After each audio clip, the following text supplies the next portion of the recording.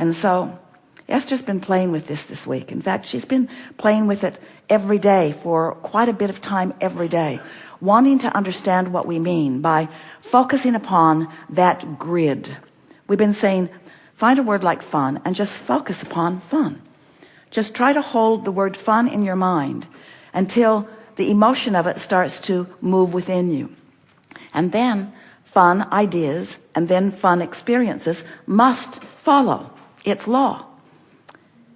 And then Esther said, but Abraham, just focusing on the word fun, 3 little letters on a page, not that much fun.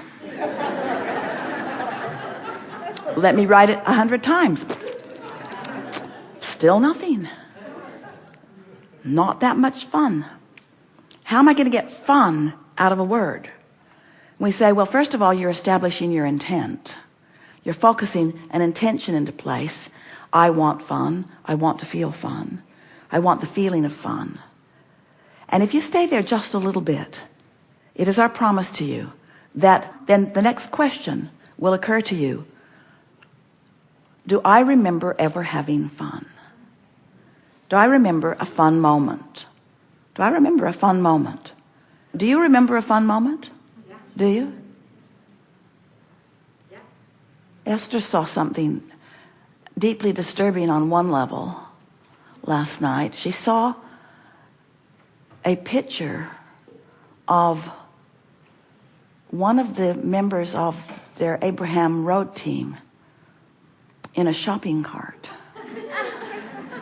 And another member pushing that person through a parking lot. It looked like it was in the middle of the night because there was no one else around. And she knows there was at least one other member present because someone took the picture.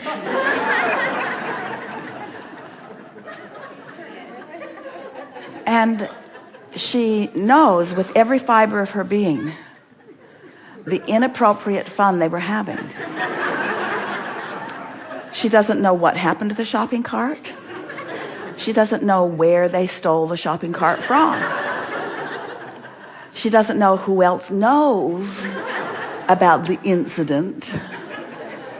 But she knows for sure it was fun. It was crazy fun. It was illogical fun.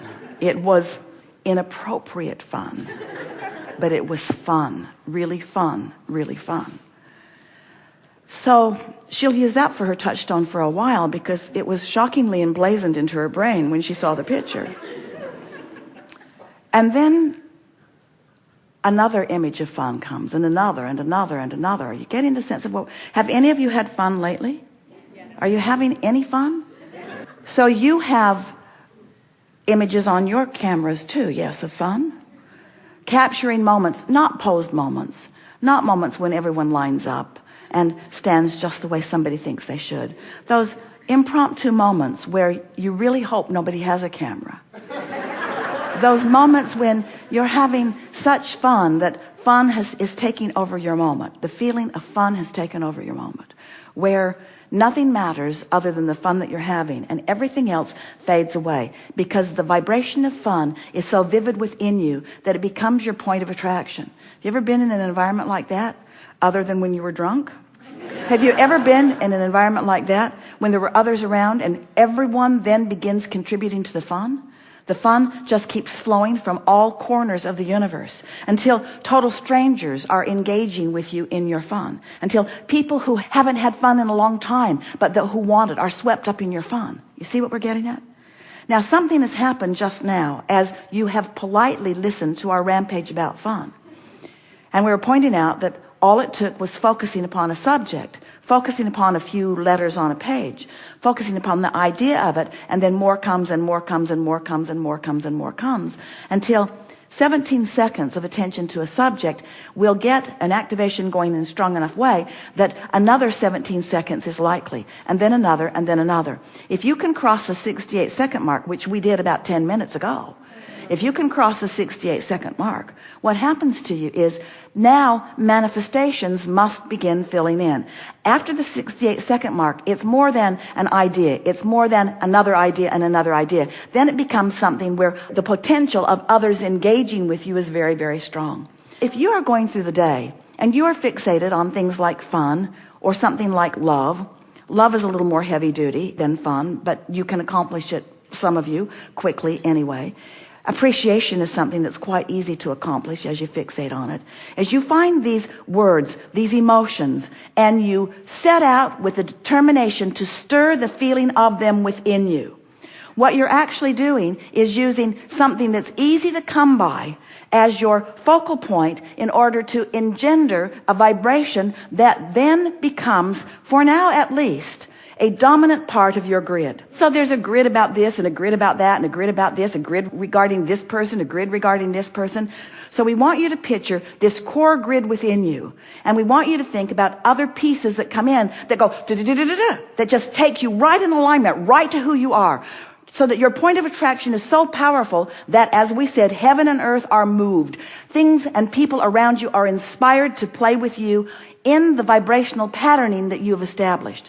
But if you are doing sloppy grid work so that you're not deliberately causing a vibration that lines you up with your core, then what happens is whatever piled on last becomes the dominant one. Whatever piled upon last is the vibrational point of traction. Haven't you noticed it? Can you focus on anything that it doesn't fill in? Can you give your attention to anything wanted or unwanted that it doesn't begin to fill in right away with things that are a vibrational match to it? You can't. We know you can't because we know the power of law of attraction. But where your power is, you cannot control law of attraction's response to your vibration because it's consistent and it's fair and it's vivid, it's crystal clear, and it's always accurate every single time. You can't control law of attraction. You can't say, time out. You can't say, I want to do over. Well, you can say, I want to do over, because you can set a different grid into motion every 17 seconds. But you can't say, I take that back. All you can do is no longer spew it again. Some years ago, we were offering an analogy that it's like you're moving through time and you're spewing this red, inky, misty stuff out there. And it's just out there and it's sort of fogging up the room. It doesn't smell that good either. And it's making it more difficult for you to see. It's muting your experience. And if you would just stop doing that thing you're doing, that mist would dissipate. It would clear out in a little bit, much faster than you realize. But what happens is, because most people are reacting to the environment around them, you've had a grid going that filled in with a manifestation. Now you've got your attention on the manifestation, so you're shoring up that grid, which is filling in with another manifestation. Now your attention's upon that manifestation, so you're shoring up that grid. So today, as we are talking about the art of allowing, what we're really talking about is making a concentrated, more determined, more conscious effort. And we don't really like the word effort, but decision, decide, focus. Sometimes it takes a little effort to distract yourself from the reality of the grid that is filled in while you get hold of the vibrational core of the well-being that is dominant. And then it is our promise to you that that core dominant grid of well-being and fun and clarity and joy and vitality will fill in with things that match it. And it will happen as soon as today. So we are eager to talk with you about anything that matters to you. There is nothing off limits. We're going to be mindful of your grid, and we'll point it out to you. We won't be too willing to go too far into conversation that might promote a grid that we know will fill in. It's a disservice that we do to you, or that you do to anyone, if we encourage a maintenance of an unwanted grid. Really. It's much better if we focus upon what is wanted and get to the core of it vibrationally. But it makes for a rather boring meeting. Just like it makes for a rather boring moment as Esther is just writing fun. Abraham really knows what fun is. Yes, sir. That's really a lot of fun. What do you want to talk about? You're ready.